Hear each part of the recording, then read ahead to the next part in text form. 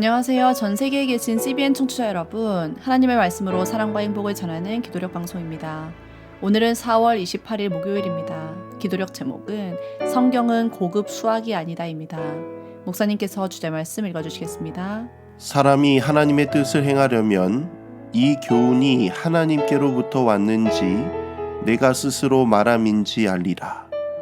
요한복음 7장 17절 말씀입니다.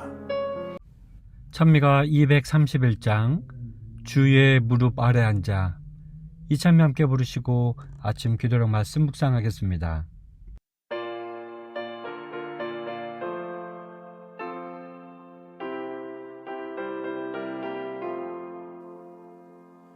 주의 무릎 아래 앉아 선한 말씀 들으니 즐겁고도 귀한 곳에 매일 가고 싶으다. 주의 무릎 아래 앉아 지낸 일을 살피니 예수님의 크신 사랑 나의 맘을 붙드네.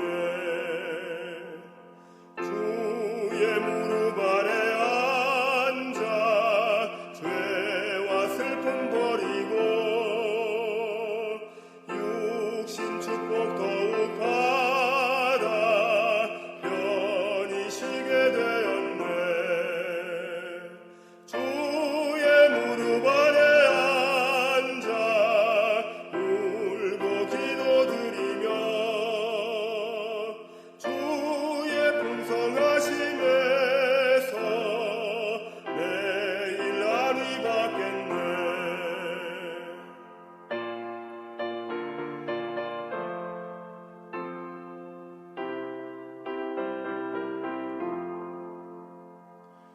무릎 꿇어 기다리니 주여 복을 주시고 사랑하는 주님 얼굴 뵙게 하여 주소서. 주의 맘과 거룩하심 내게 채워주셔서 주와 친히 교통함을 증거하게 하소서.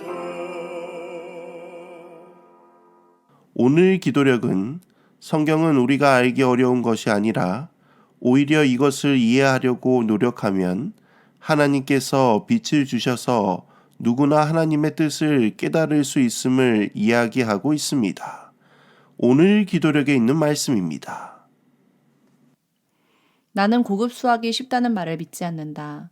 어떤 이들의 엄청난 수학적 지식에 감탄하고 수학자들의 존경스러운 능력 덕분에 이룩한 사회 발전에는 감사하지만 일정 수준을 넘어선 수학은 내게 외국어처럼 느껴진다. 내 친구 중에도 수학을 사랑하는 이들이 있다. 그들은 수학을 아름다운 과학이라며 시적으로 읊조리곤 한다. 그러나 나는 결코 수학에 흥미를 느끼지 못했다. 학교에 다닐 때 나는 기초 수학에 탁월한 재능이 있었다. 그러나 고등학교에 진학하자 수학은 더 어려운 학문이 되었고 내 능력을 벗어났다. 안타깝게도 어떤 이들에게는 성경이 그렇게 느껴진다.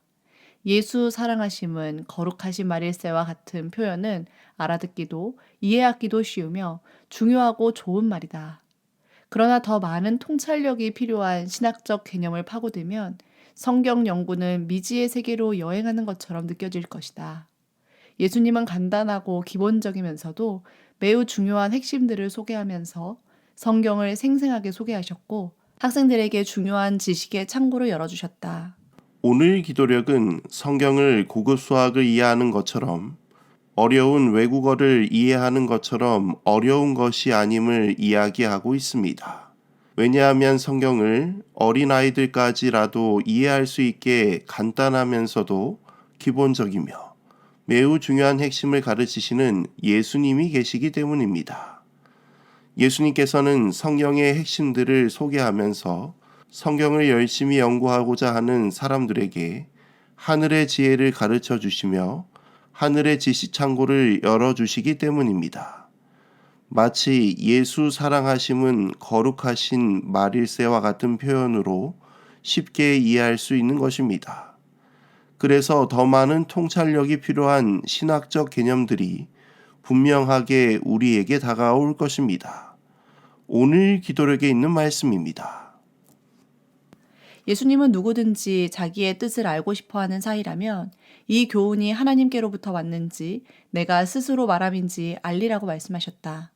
하나님의 말씀에 대한 깨달음 여부는 말씀을 대하는 사람의 태도에 달려 있다는 것이다.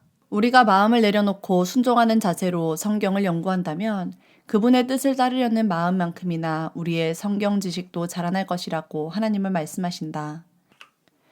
시편 119편 105절에서 다윗은 하나님의 말씀을 등불과 빛이라고 했다. 어두운 곳을 다닐 때는 빛이 있어야만 길을 찾아갈 수 있다. 빛을 따르지 않으면 어둠 속에서 길을 잃고 만다. 하나님을 거절하면 성경도 이해하기 어렵고 하나님 말씀에서 통찰력도 얻기 힘들다.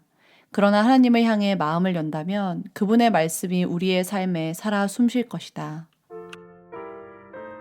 예수님께서는 누구든지 성경을 통하여 자신의 뜻을 알고 싶어하는 사람들에게 하늘의 빛을 비추어 하나님의 뜻을 알게 하신다는 것입니다.